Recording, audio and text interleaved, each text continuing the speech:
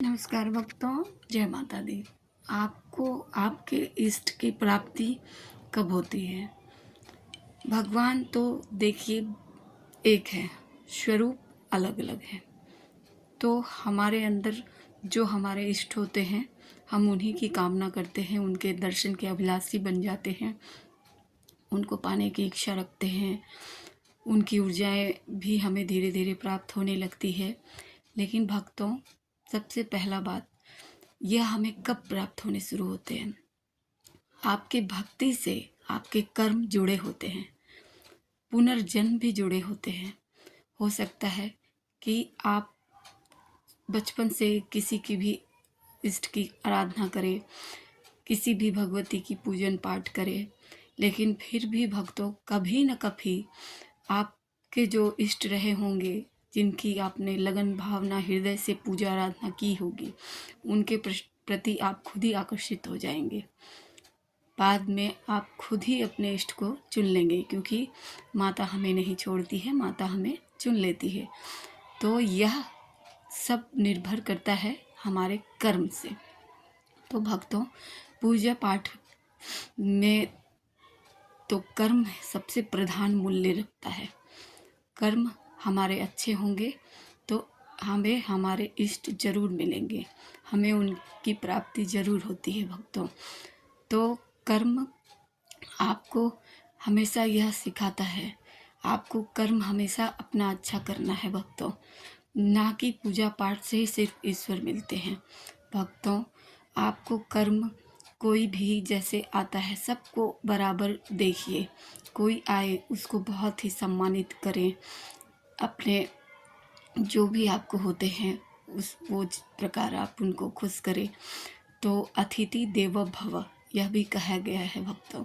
तो वह हमारे लिए देव की ही तरह होते हैं, तो हमें उन्हें भी पूजनीय की तरह ही पूजना चाहिए भक्तों। तभी हमारे इष्ट प्रसन्न होते हैं। उन्हें पता चलता है कि हम अपने अंदर क्या कामना रखते हैं, क्या व्यवहार रखते हैं, क्या हमारा स्वभाव है। तभी हमारे इष्ट हमसे प्रसन्न होते हैं भक्तों। तो हमें अगर कोई इच्छा लेकर आपके पास आई, कोई मदद लेकर आए, तो आपकी पास जो भी हो भक्तों, आप सच्चे हृदय से उसकी कामना पूर्ण करें। अगर आपके पास थोड़े पैसे हों, कोई पैसे मांगने आए, तो उसी से थोड़ा निकाल कर उसे दान करें भक्तों।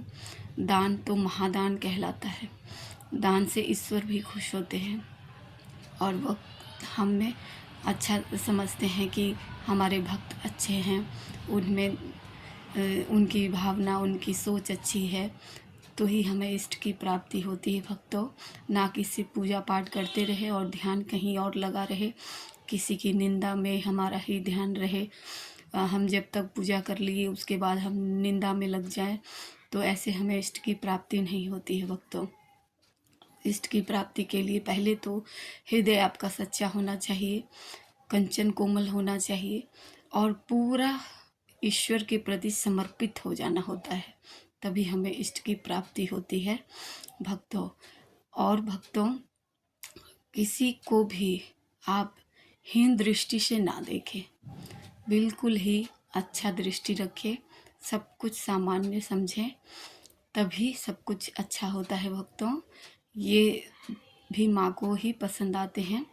वो चाहती हैं हमारे भक्त जैसे हम हैं, जैसे हम तो इतनी मनुष्य में होती है कि वो अपने भगवान से भी कामना लेकर ही जाते हैं।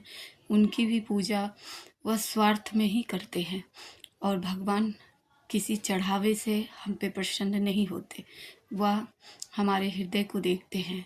तो ईश्वर से जब आप कुछ नहीं भी मांगोगे, आपकी हृदय अच्छे होंगे, तो आपकी सारी मनोकामनाएं स्वतः ही पूर्ण हो जाती है भक्तों। तो वह निस्वार्थ हैं ईश्वर। आपको भी निस्वार्थ भक्ति करनी है, तभी ईश्वर की प्राप्ति होती है भक्तों। और इसी प्रकार हमें ईश्वर मिलते हैं। आपको यह देखना है कि निसंदेह पूजा पाठ करें और सभी को एक प्रकार, एक सामान्य ही देखें, तभी भक्त आपको भक्ति का सही मूल्य पता चलता है और माता आपसे प्रसन्न होती हैं। जय माता दी भक्तों। हम अगले विषय पर बात करेंगे अगले वीडियो पर, फिर मिलेंगे भक्तों। तब तक के लिए जय माता दी भक्तों।